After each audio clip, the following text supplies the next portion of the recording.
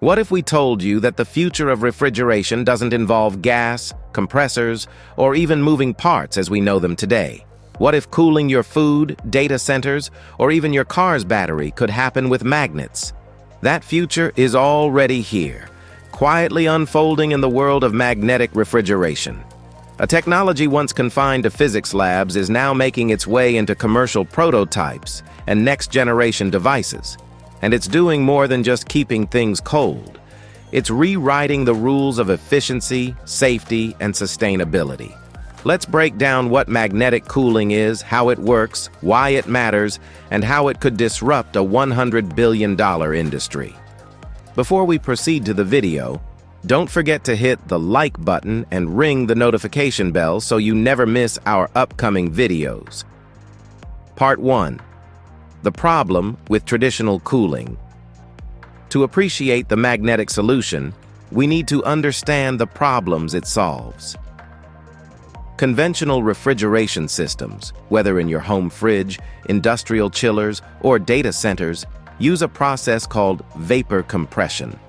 This method relies on gases like hydrofluorocarbons, HFCs, or other synthetic refrigerants, which are highly potent greenhouse gases, risky for leakage and flammability, regulated or banned in many countries, mechanically complex and energy-intensive. According to the IEA, refrigeration and air conditioning alone consume about 20% of global electricity.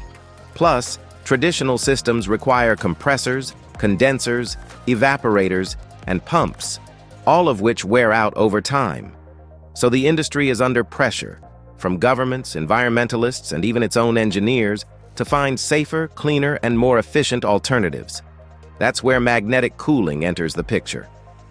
Part 2. What is magnetic cooling? Magnetic cooling, or more technically, the magnetocaloric effect, is a physical phenomenon where certain materials heat up when placed in a magnetic field and cool down when the field is removed. Think of it like this. When a magnetic field is applied to a magnetocaloric material, its internal magnetic domains align. This alignment reduces entropy and releases heat. When the field is turned off, the material absorbs heat from its surroundings as the domains become disordered, causing a cooling effect.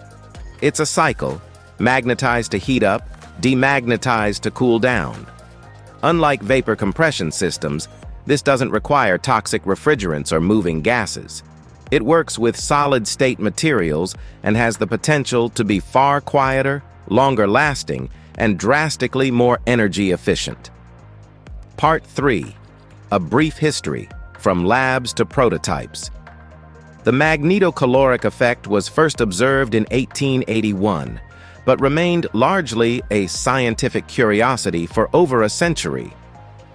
In the 1990s and early 2000s, researchers began refining magnetocaloric materials and systems for real-world cooling. Breakthroughs came from labs like Ames Laboratory, USA, the Technical University of Denmark, and companies like Astronautics Corporation and Cooltech Applications, France. By 2016, Cooltech had developed one of the first commercial magnetic cooling systems for retail display units, quiet, refrigerant-free, and comparable in performance to traditional coolers. Yet despite the promise, scaling up was a challenge. Early systems required rare earth metals like gadolinium, strong magnetic fields, and tight control systems. But the tide is turning. Part 4. How does it actually work? Simplified tech. At the heart of any magnetic cooling system are three key components. Magnetocaloric material, a solid, often gadolinium or a specially engineered alloy, that heats, cools based on magnetic exposure. Magnet system, usually strong permanent magnets like neodymium, or electromagnets that turn the field on-off. Heat transfer system, transfers the heat away from or toward the cooled object, using liquids or solid conductors. The system cycles through magnetization and demagnetization in a rhythmic pattern, often using a rotary wheel or oscillating bed, producing a continuous cooling effect. Unlike conventional refrigeration, there's no phase change gas, no compressors, and very few moving parts. That means fewer breakdowns, less noise, and a longer device lifespan. Part 5. Where it's being used now.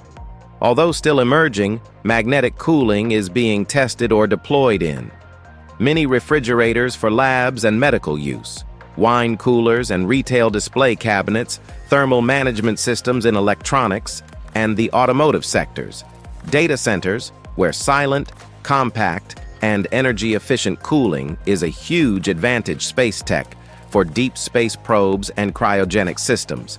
Companies like Magnetocaloric, Barocol, and Cambridge are actively developing prototypes, while automotive giants like BMW and Audi have explored thermal management using magnetocaloric systems for electric vehicles, EVs. Part 6. Benefits that change the game. The advantages of magnetic cooling go far beyond it uses magnets.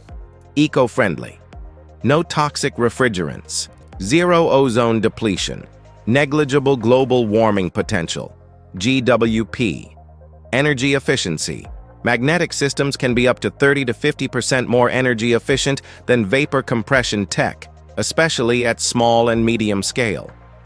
Lower maintenance. With fewer moving parts and no gas leaks, these systems last longer and require less service. Silent operation.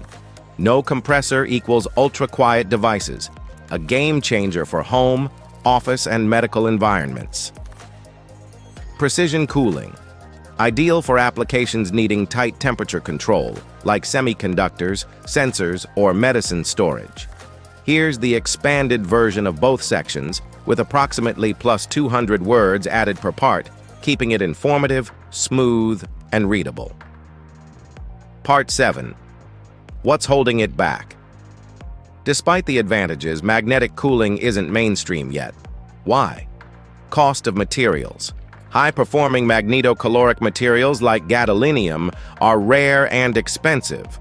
Research is underway to find cheaper alternatives using iron or manganese-based alloys.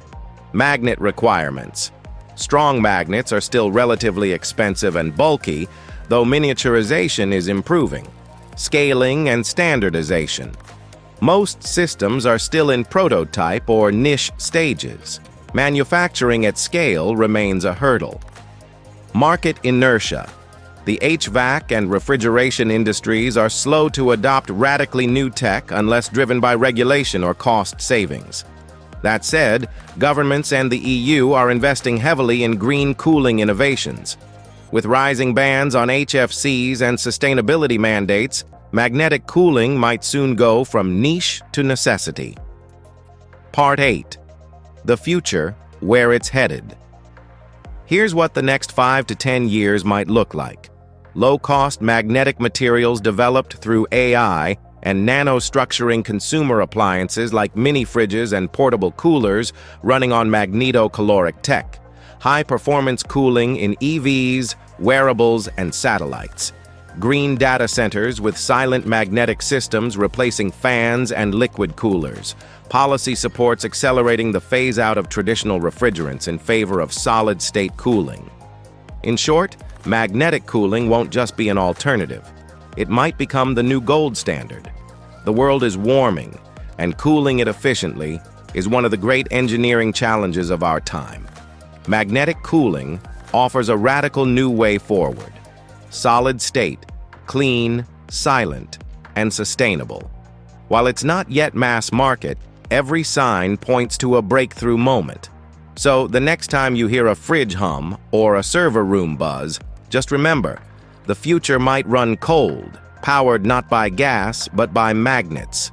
If you enjoyed what you saw, don't forget to hit the like button and ring the notification bell so you never miss our upcoming videos. Your support means a lot to us. Take care until the next one, and feel free to drop a comment sharing your thoughts. See you soon.